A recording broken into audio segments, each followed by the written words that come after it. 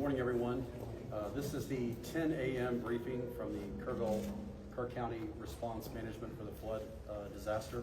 First up today, we have Sheriff Larry Letha.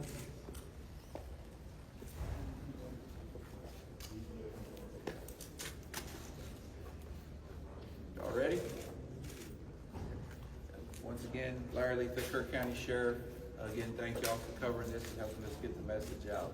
I'll start first, and then our city manager will go next and give you some information, and then we'll finish with our Kerrville mayor. Okay, what I'm here to do, like I said, is give you all the most current updated information. Please bear in mind, these numbers will continue to change. As I'm walking in the door, I'm getting texts. It's gonna be like yesterday. I think these numbers will continue to change and increase as time goes on, but like I said, we'll do a good job. We'll keep you updated. Search and rescue operations continue with a full response from local, state, and national first responders.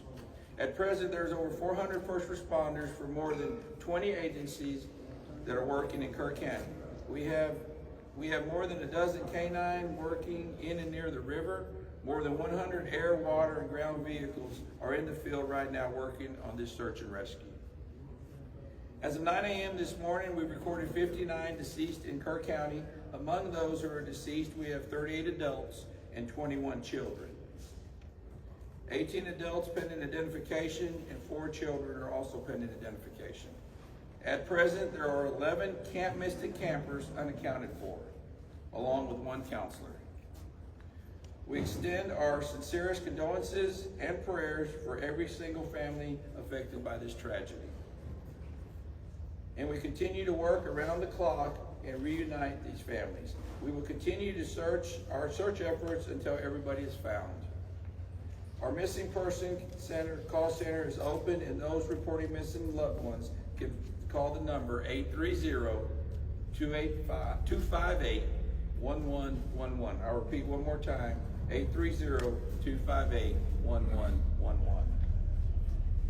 Please follow the Kerr County Sheriff's Office and City of Kerrville Facebook for your latest information. At this time, I'll turn it over to our City Manager, Dalton Rice. Thank you, Sheriff. Thank you all for being here today. Everyone in the community is hurting, and we know many of you are locals or have some local connections here, so please keep everybody in your thoughts as we continue to navigate this very challenging time for our community. Search operations continue. Starting about 0600 this morning, we started putting boots on the ground.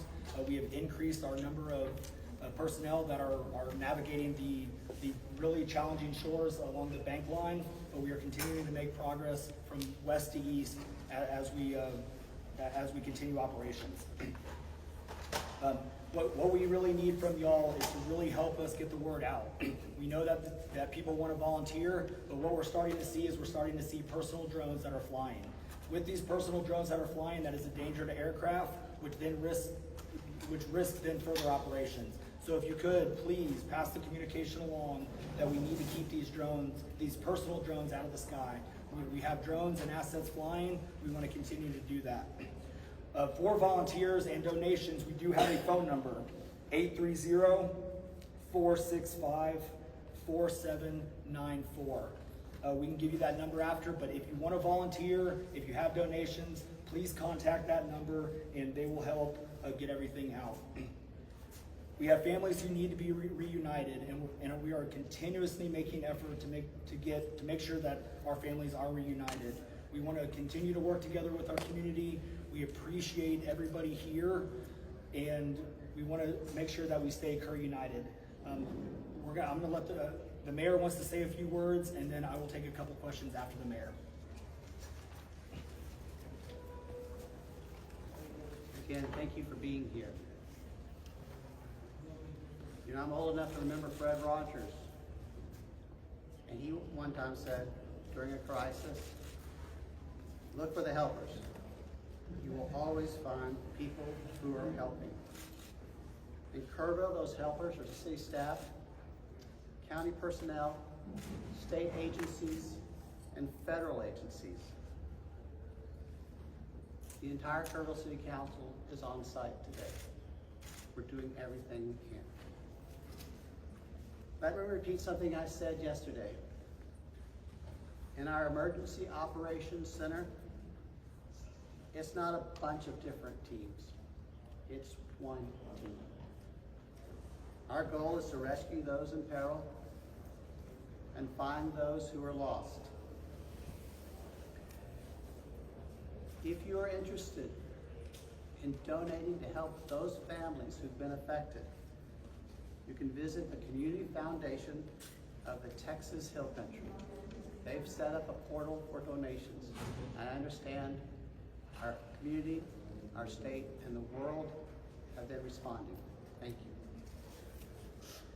Kerrville's branch of the Salvation Army has been designated as our official partner for volunteer coordination and in-kind donation.